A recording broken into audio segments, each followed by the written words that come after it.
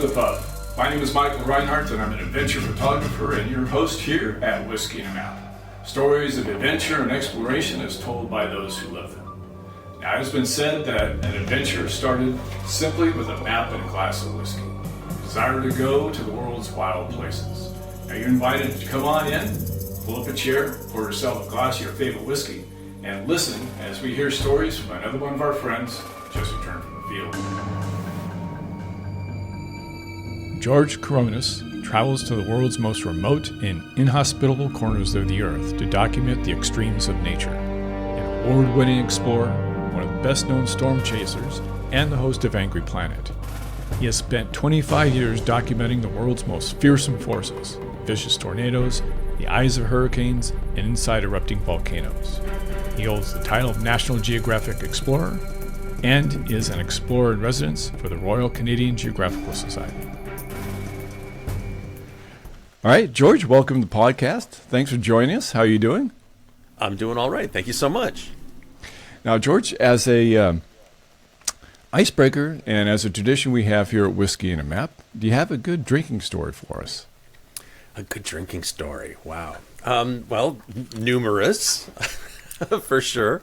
I remember very fondly being on the summit of Ambrum Volcano in Vanuatu in the South Pacific, and we had just done a 1,200-foot descent down inside this massive crater that's deeper than the height of the Empire State Building, down to the very bottom where there's this boiling, churning, violent lake of lava. And I had made sure to stash a bottle of scotch in with all my expedition stuff. And when we came back up, the sun had set, the crater, the lava in the crater was illuminating all of the gas and the clouds around us. So we're surrounded by this orange glow. It was like being on some other alien world, and just sitting there having a nice glass of scotch in this most remote part of the world, feeling like I just returned from another planet. That was a drink that I will remember for a very, very long time. Isn't it amazing that it's not always so much the drink, but it's where you had it and the experience that goes with it? Yeah, it's the context, right? It's just it's the catalyst for the conversation about the situation where you had that drink, right? It was the people you were with. It was the thing that we had just done. It was this monumental task that took no small bit of effort, let me tell you. And the fact that we were in this surreal landscape with no trees, nothing surviving around us, just with this gurgling volcano behind us and this orange sky. It was chef's kiss. Cool. Well, that begs the question, what were you doing there at the bottom of the volcano? Yeah, well, I specialize in traveling around the world and documenting extreme forces of nature and natural disasters. So tornadoes and hurricanes and avalanches and floods and hailstorms, but that also extends into things like volcanoes as well. So I've been documenting volcanoes and traveling to them and going down inside them since about 2004 now. And this particular island, Ambrum Island, which very few people have ever heard of, has the highest concentration of lakes of lava in the world. They're a really rare phenomenon. There's only, at any given time, between half a dozen and maybe 8 or 9 in the world total. And on this island, I've seen at least 3 on this one island alone. And so I've gone back to this island numerous times over the years, teaming up with some colleagues from New Zealand and other parts of the world. And we would frequently bring people down as guides. Think of like a mountain guide climbing Mount Everest, but instead of climbing up, you're climbing down. So I would act as a guide, and we would live on top of this volcano for weeks at a time in tents, getting pelted with acid rain from this really intense location, because the rain that falls, it goes through the gas cloud that's belched up by the volcano and creates this really potent acid rain, so it dissolves your tent. It's hell, but I love it so much. And so we would take people from around the world. Sometimes it was television crews, sometimes it would be scientists, sometimes it would be we brought an IMAX camera down to the bottom of this crater. Sometimes it was just people who were interested in volcanoes, and we would teach them how to descend down on these ropes, and we had all this technology to do it so safely. And I've made over the years 11 descents down to the bottom of that particular crater. So yeah, it's kind of like a home away from home. But then a few years ago, I think it was 2018, late 2018, there was a big explosion, and the lava lakes are now gone. And as a matter of fact, the campsite where we used to set up no longer exists. It was completely obliterated by this big eruption. So it's a good thing I wasn't there at the time, or else I would have been reduced to molecules. The cave in Kenya and the elephants. Oh yeah. So people frequently, one of the questions that I get asked the most is, what was your scariest situation? And so, in my mind, that story changes from time to time, and sometimes it's about, well, I was in the middle of Hurricane Katrina, and that was pretty terrifying, or the time when I was chasing the El Reno tornado in 2013, which still holds the record for the largest tornado ever documented, 2.6 miles wide. This thing was a monster. Killed some colleagues of mine. But I keep coming back to this story of Kidum Cave in Kenya. So it requires a little bit of setup. So there's this cave in the mountains on Mount Elgon, and it's famous for two reasons.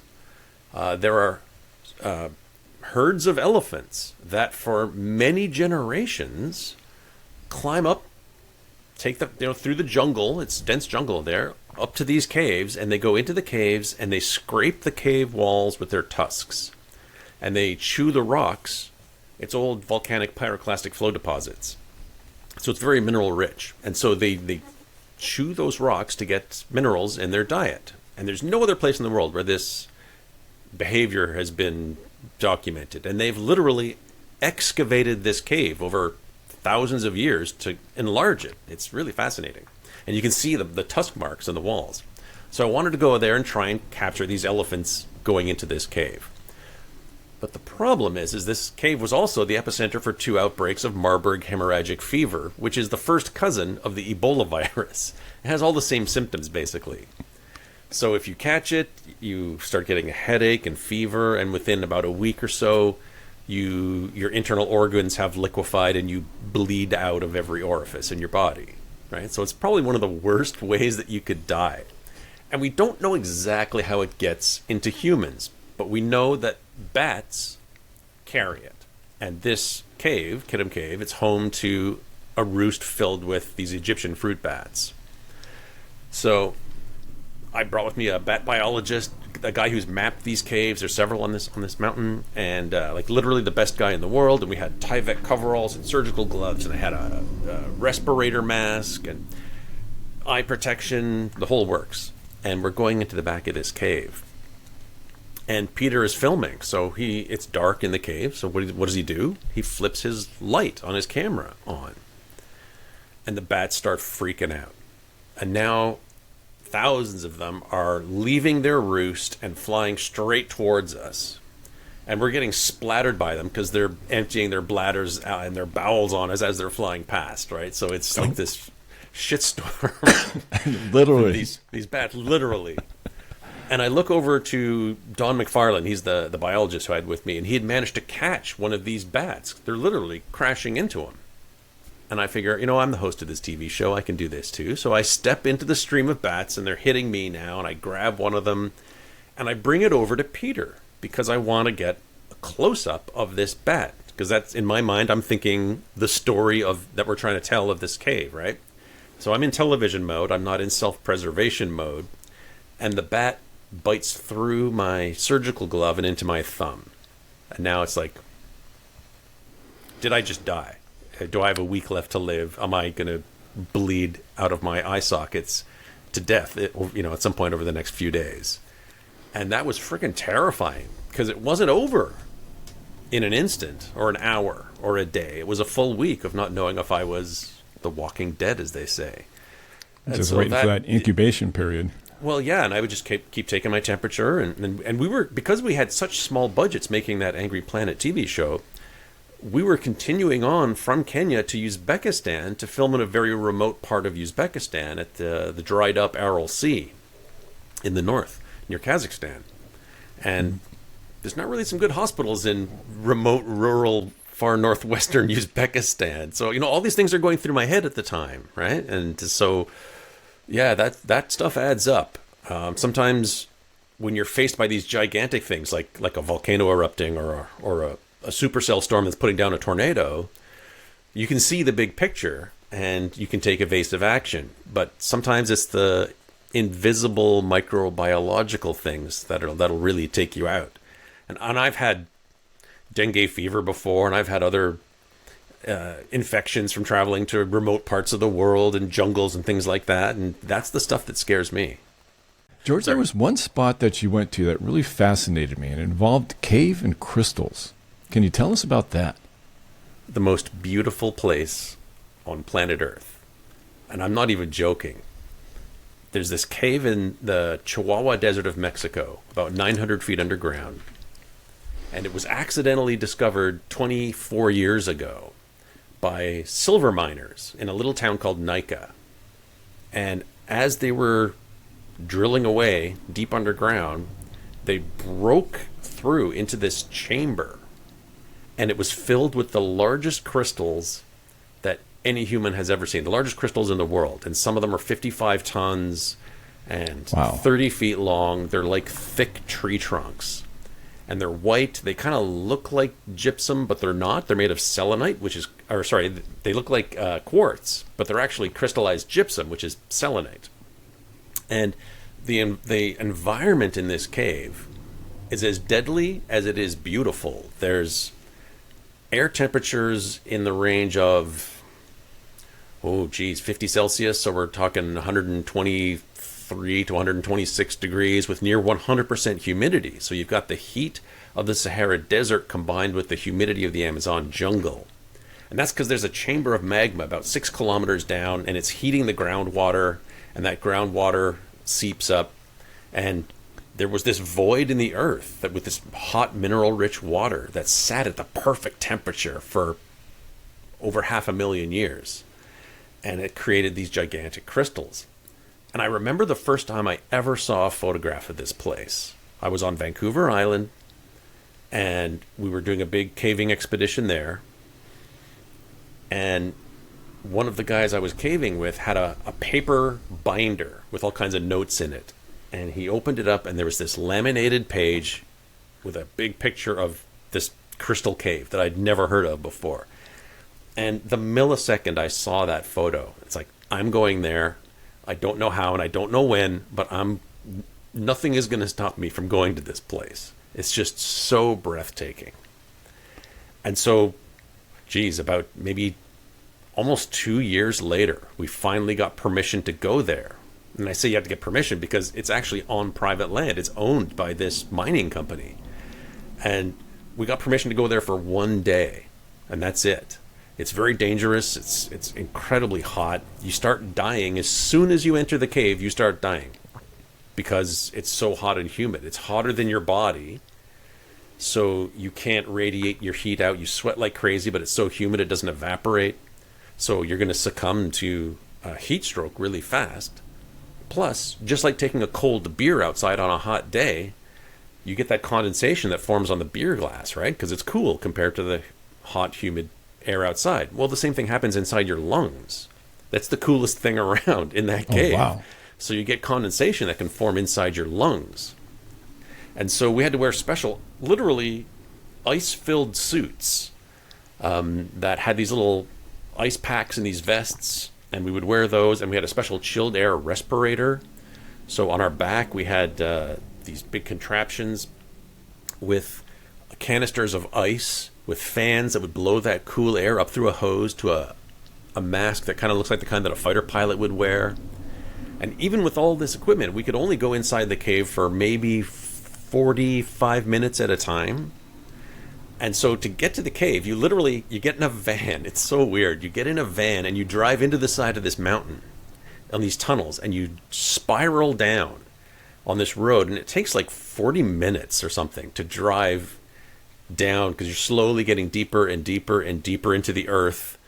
So you're driving inside the mine? You're driving inside the mine, yeah, totally. And you can hear explosions because they're setting off dynamite, and it's an active mine. These guys are still mining for silver and lead as well.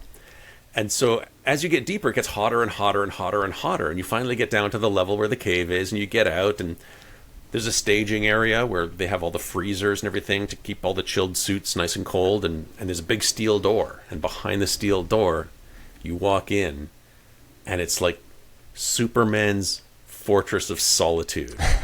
It totally looks like that, which I believe was at the North Pole, if I remember correctly. But this is quite the opposite. It looks the same, but it's unbearably hot. Well, take us that moment. The steel door opens. You finally get a chance to walk in. What do you see, and what are you feeling at the time? The humidity hits you like a hammer. Like it's so much worse inside the cave.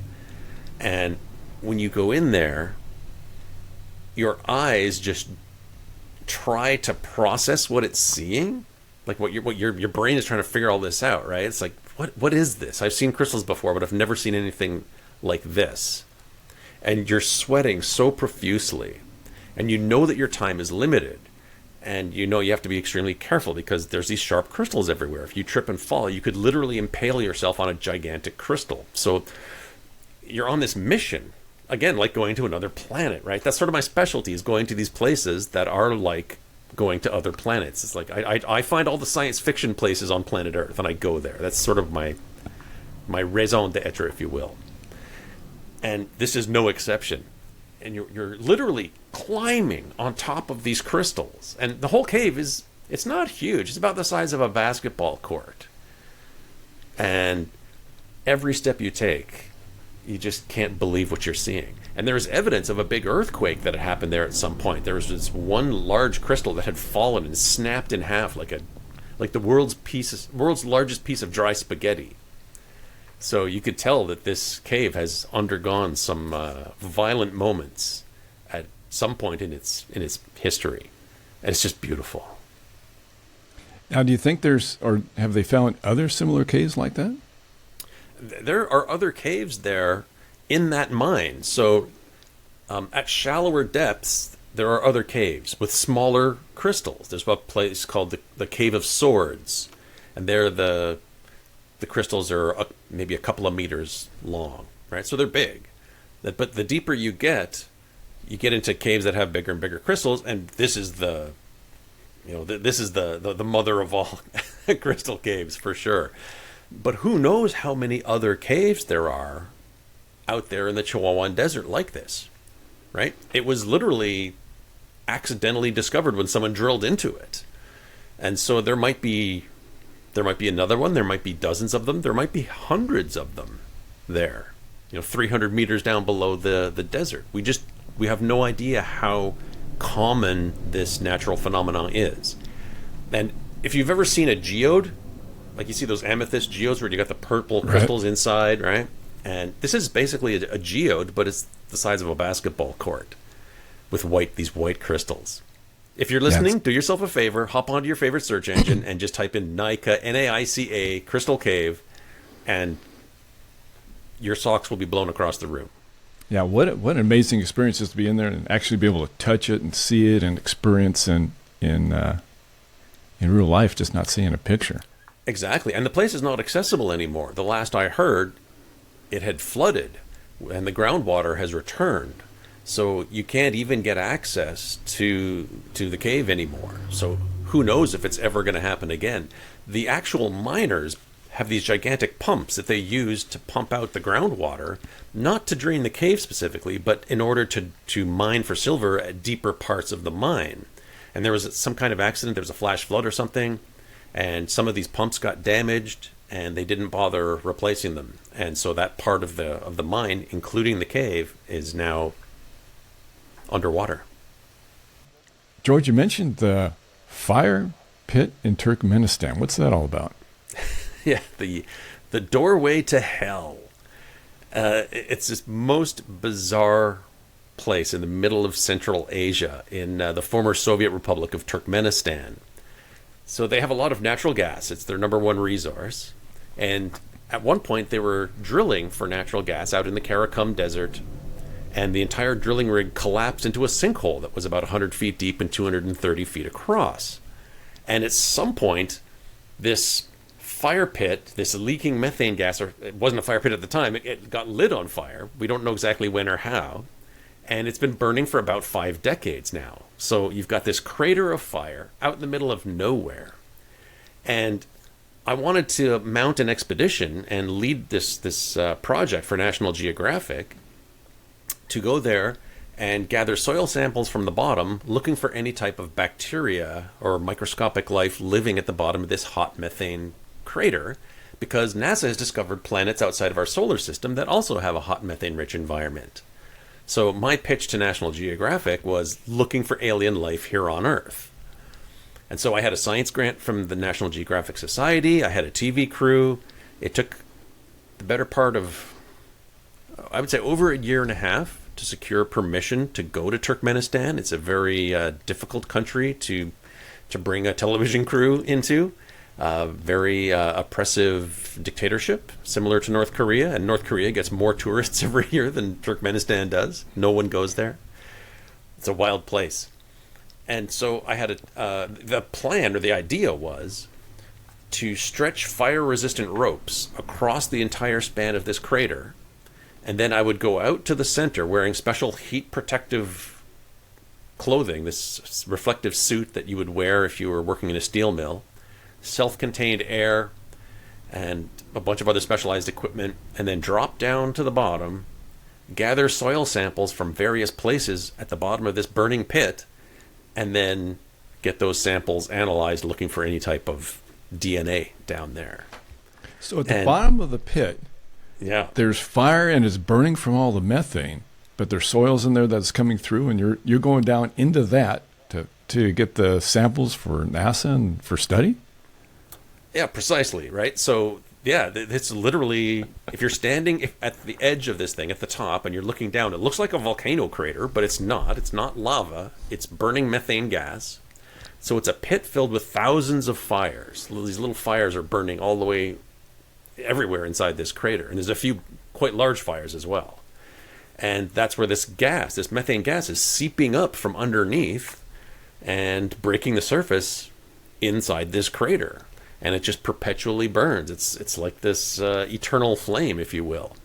And the locals call it the doorway to hell. Darvaza means doorway. And it looks like the devil himself is going to come jumping out of this crater with his pitchfork and his horns and tail and the whole works. And let me tell you, the first time I saw this place with my own eyes, we had assembled the team, spent all this time training and preparing and getting permission, and all the equipment, some of the specialized equipment was handmade, and we finally arrived there, and I walk up to the edge and I see it for the first time, and I feel the heat, and my first thought was, I can't do this. It's impossible. This is way too difficult and way too dangerous.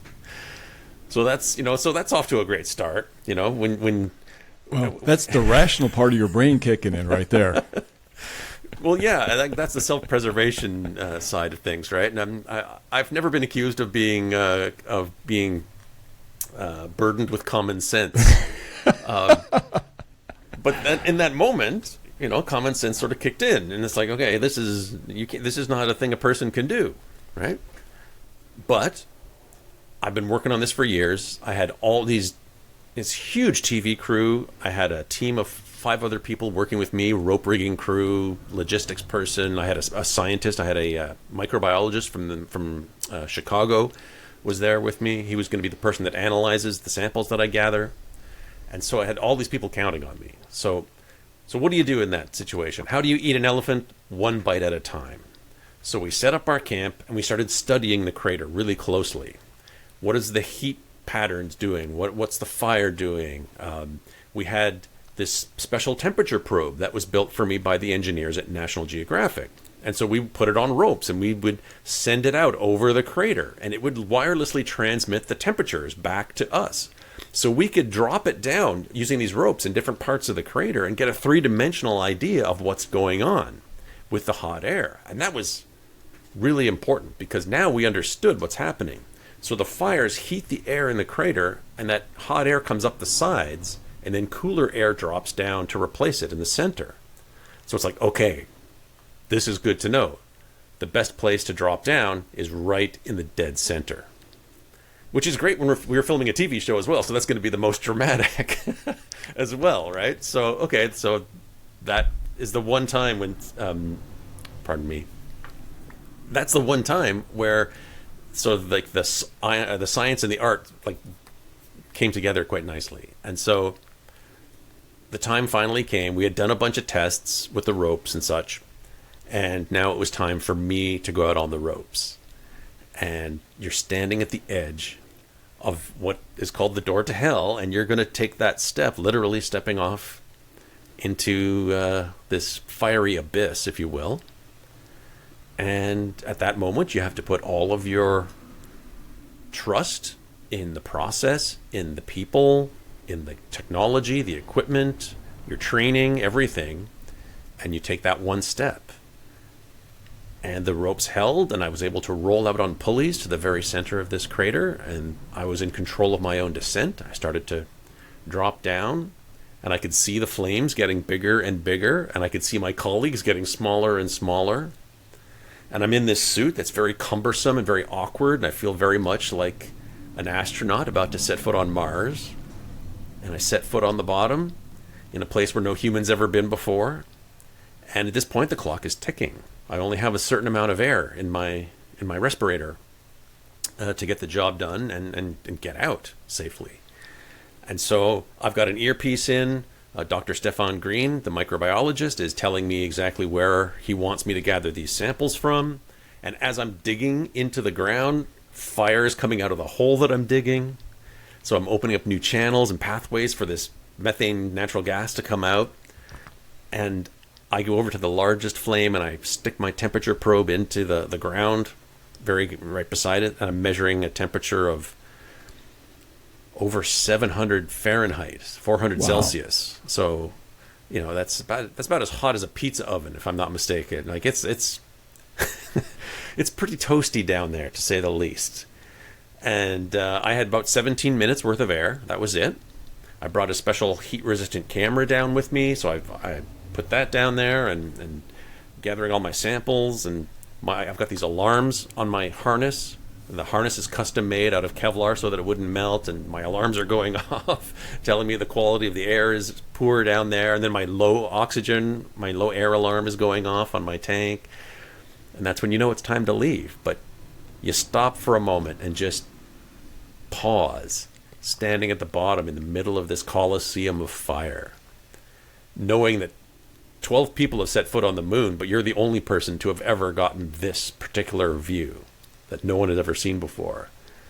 And you just have to drink that in.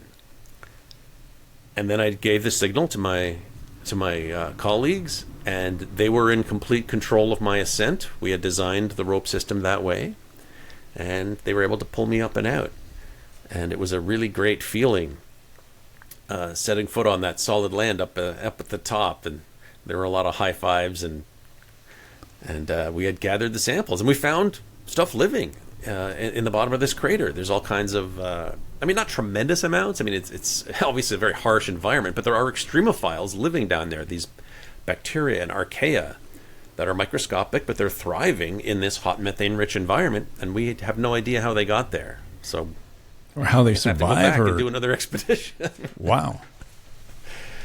But yeah, what an amazing, amazing place. It's so hypnotic. You stand there at night looking down into this crater. We camped there for about a week, and it's just mesmerizing. That is so dangerous, and you've gone to so many dangerous places and exposed yourself to weather caused dangers, the tornadoes, the hurricanes. How do you navigate that fine line between, I'm going to make the call to descend down into the gates of hell, versus when to know to call it and say, this may be a little too extreme? How do you navigate that knife edge of danger and survival?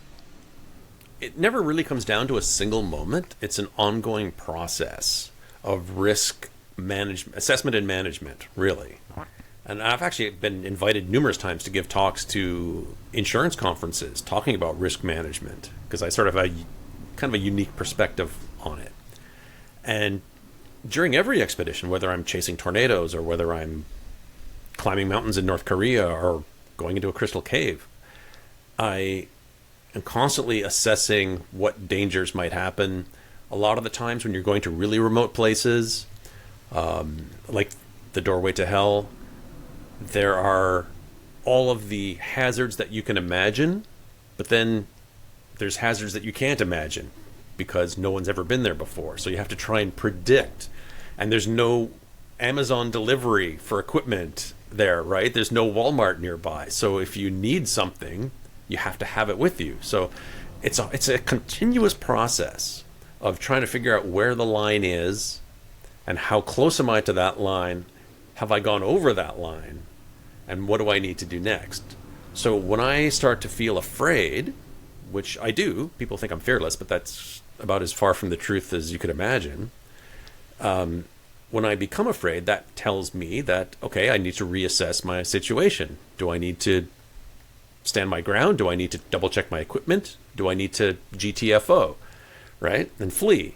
So yeah, it's not a fine line. Like you say, it's a razor thin line, but it's not. It's always very gray. If I'm going to chase a hurricane, if I'm filming a hurricane, there's always going to be some moment during that storm where even if I decide to leave, I'm still going to get impacted by that storm. So there's always going to be some kind of point of no return, if you will.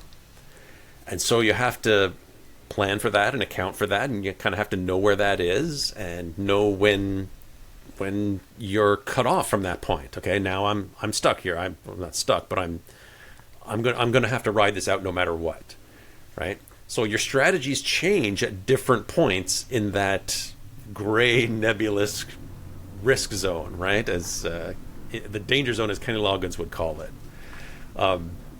So yeah, it's a nebulous process. Yeah, most explorers, adventurers that I've talked to, the successful ones, which means the ones who survived, almost to a person, have always said it comes down to risk management. And they spend a lot of time going over the details, the what ifs, because they know they can't negate the risk, because then otherwise it wouldn't be exploration or adventure. But they spend a lot of time with risk management. And that's what saves your life. Well, yeah, absolutely. It's funny because, like, for example, with the fire pit in Turkmenistan, because no one had ever gone to the bottom, I tried to study that crater as much as I could in advance. And this was back in 2013. There were not a lot of photographs of this place. And so I had literally downloaded every single photo on the internet that existed at the time of this place. Like, I could close my eyes and I could tell you every little nuance. I could tell you where all the fires were, where, like, I knew this place like the back of my hand, right? And when you're planning for a big thing like that has a lot of obvious dangers, those are the ones that you can address first and most easily. One of the biggest problems I had was getting my air tanks filled in the country of Turkmenistan, because that became very difficult, and I didn't know if I was going to be able to do it. The fittings didn't match the North American hardware that I had, and there's all kinds of problems like that, right? So you try to plan for these. We eventually were able to get the tanks at least partially filled by someone from the U.S. Embassy who knew a guy who knew a guy who knew a guy who had a scuba compressor. Like, it was, we were desperate. You don't realize how much you take air for granted until you can't get it, right? So that was wild. But then there's all the little things that you sort of forget about. Things like driving in foreign countries, the traffic, getting sick, eating something that doesn't agree with you, right? If you're suffering from food poisoning and now you got to suit up in this suit and go down into a pit of fire, things are not going to work out so well for you, right? So sometimes it can be just the tiniest little thing that can just knock you off your game. So you have to plan for the big stuff and the little stuff as well. And you just never know what's going to happen. And I've been sick numerous times on expeditions. I was going through Siberia, going to the coldest town in the world in the middle of winter. And I was very sick in the process of doing that, which was unpleasant. So yeah, you can never eliminate the risk. You can only mitigate it, manage it, and try and plan for all the things that are obvious and the stuff that's not obvious. Be very adaptable and ingenious on how you figure out the problems. Yeah, and Adam Savage from Mythbusters has a great saying that I embrace as well, and that is, failure is always an option. Right? I mean, the whole idea of failure is not an option. That is such BS. Failure is always an option. It's so true, right? Like, you do everything you can to try and be successful, but there are often forces beyond your control that you can't anticipate that will stop you dead in your tracks, right? So, I've got to try and be realistic as well. And there have been expeditions that I've been very fortunate in that I've had very few complete failures. We were flying to Newfoundland one time to intercept a tropical storm. And as I was in the plane flying over to Newfoundland, the storm diverted, went out to sea, and it was gone, right? So there's things you just can't account for. Yeah. Now, in the beginning, you said that you travel around the world to go to these extreme environments, these extreme weather phenomena, and bring back their stories for people. What do you hope people learn from what you do and what you document? Well, a few things, actually. I want people to get an appreciation for how beautiful our natural world is, right? We live on the only planet that we know so far is inhabitable. And because of so many things, our atmosphere, plate tectonics, all these different forces that allow us to have sentient life here on planet Earth. Well, these forces are still ongoing, and they're dramatic, and they shape our world, and they can be dangerous. And when they affect human populations, we call them disasters, when they're just really just forces of nature. It's planet Earth doing planet Earth stuff. But some of it is so beautiful.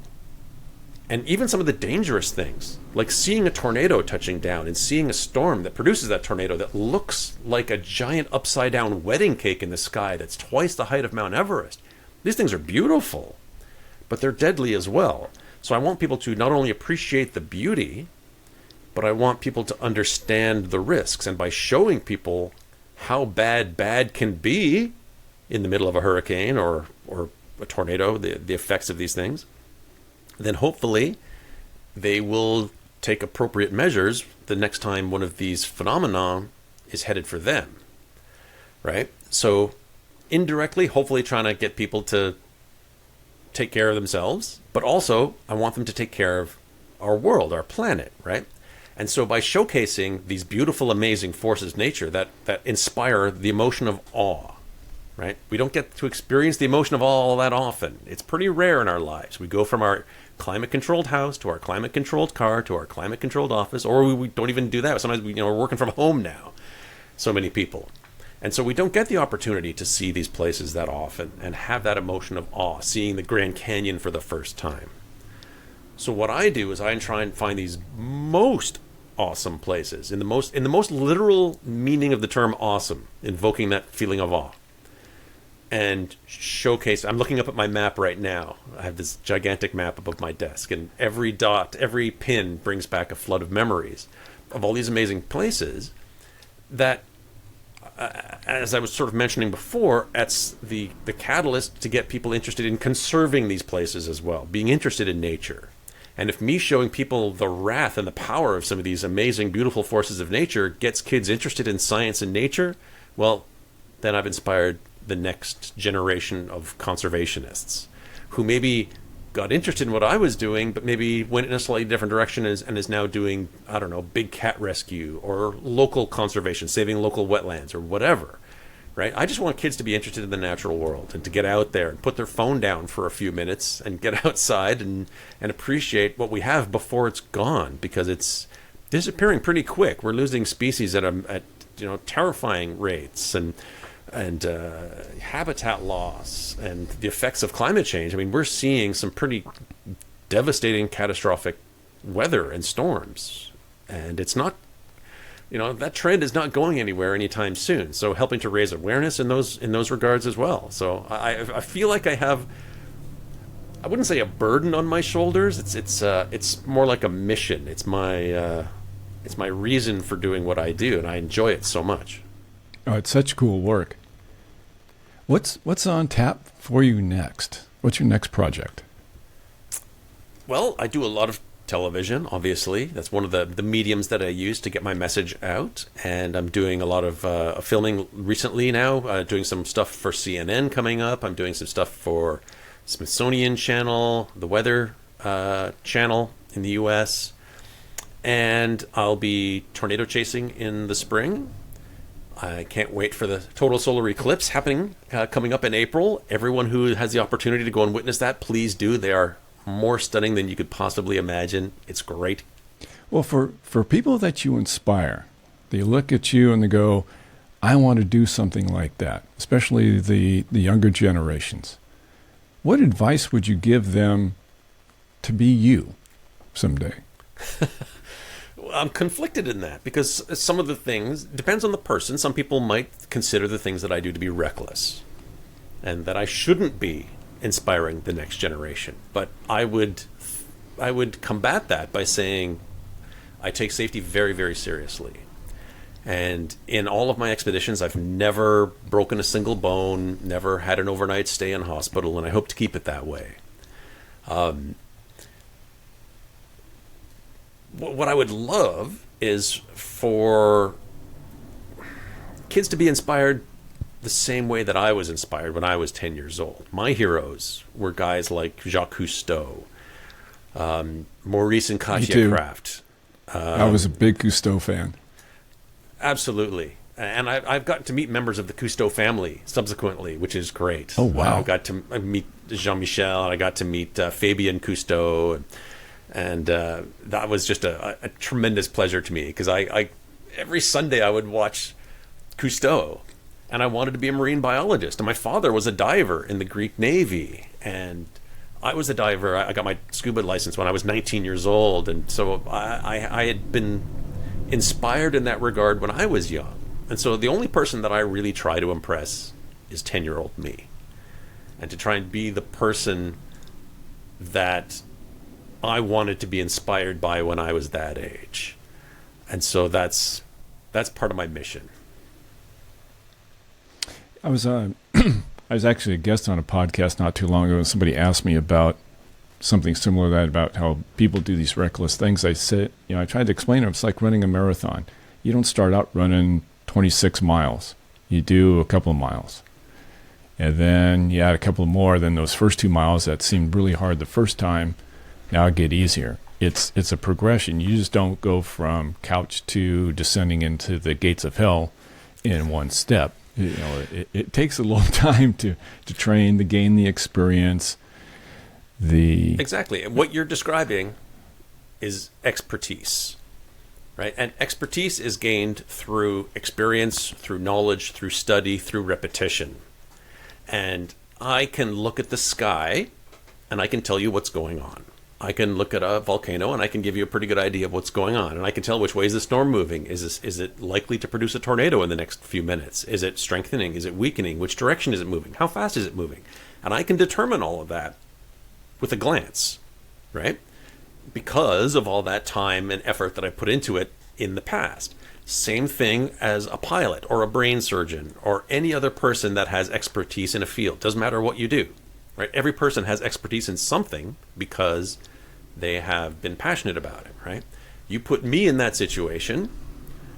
If you put me in, behind the controls of an airplane, I would endanger everyone's life because I don't know what the controls do, and I can't pick up on the subtle things that a trained pilot with expertise would pick up in a heartbeat. Oh, the flaps are down. Oh, those flaps need to be up, right? I would just think, okay, we're hurtling towards Earth and we're all going to die, right? Because I can't pick up on those subtle nuances. But I can in the situations that I specialize in. And that provides me with a cushion of safety and comfort that critics don't recognize, right? And so that goes just as much for any occupation, right? Whether you're, like you say, a marathon runner, right? Oh, you're crazy to run a marathon. How do you do that? Well, you don't get up off the couch and run a marathon, or very few people do, right? I'm sure someone has, but it's not the proper way to do it, right? So I try to do things these dangerous things in as safe a manner as possible. And there's always going to be danger, but we've talked about risk. You mitigate it, you manage it, and you move on. Well, I think the beauty of what you do, too, is you generate that curiosity about our planet and about nature. And once that curiosity is sparked, people want to look at it and appreciate it. And once you get the people there, they say, you know, this is something we need to protect. It, you know, we need to pay attention. You know, whatever political spectrum you are, it's, you know, I go up into the sequoias, and it's a wonderment to see, and it's something that needs to be protected. Or like you talked about the Grand Canyon. I remember being there in the wintertime, hiking to the edge, very first time. And as I start getting there, all of a sudden you see this gap in the earth open. And as you get closer, it opens and opens and opens. And when you get to the edge, it's so awe-inspiring. It almost looks unreal.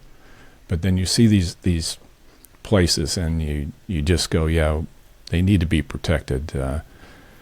No casinos on the rims. No, they need to be pristine and preserve them. Absolutely. And you hit on something really important, and that is the value of curiosity. And I see, you know, you think of love and hate, okay, so what's the opposite of fear? Well, curiosity is the opposite of fear, right? I frequently try and find like these opposite emotions. And it's fear that will push you away from something, whereas curiosity will draw you towards it. And the more you're drawn towards it, the farther away you are from fear, right? So I find it really important to nurture and foster that feeling of curiosity.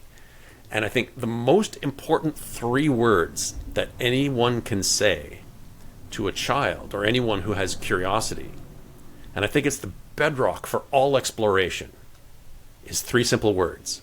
Let's go see. Let's, implying that this is a communal effort. You and I, we're going to do this together. It's not just me. It's a team. And then go. That implies that there's some journey. We're going to go on an adventure together. It might be to the library. It might be to the computer to look something up on the internet. It might be halfway around the world. It might be to outer space. And then see. Let's go see. Let's make a discovery. Let's maybe see something that we've never seen before. Let's learn. Maybe something that no one's ever seen before. So I think that all of exploration and the idea of curiosity-driven learning can all be summed down in those 3 simple words. And that's what I sort of live by. Well, George, how can people follow your exploits and keep up with what you do? I try to. I'm not a huge fan of social media, but I do post regularly. I'm on all the regular social media channels and such. But if you go to my website, which is furiousearth.com, there'll be links there to my YouTube channel and Instagram and everything. So that's a one-stop shop for all things George adventure related. Yeah, you've done so much good work. There's a lot out there. I really encourage people to find it. I hope you inspire the next generation. Well, I know you're going to be inspiring our next generations of explorers and scientists. Good work on you too. Good on you. Well, thank you so much. It's been an absolute pleasure to be able to share some of my stories with you. All right. Thank you, George. And it's been a real pleasure. And we'll see you on down the road, and keep safe. Thank you. Thank you for joining us.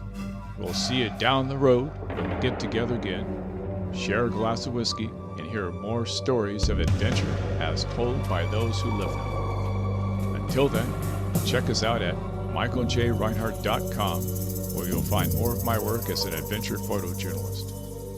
Photos, videos, and articles of interesting people, mysterious places, and exotic cultures from the wild places of the world.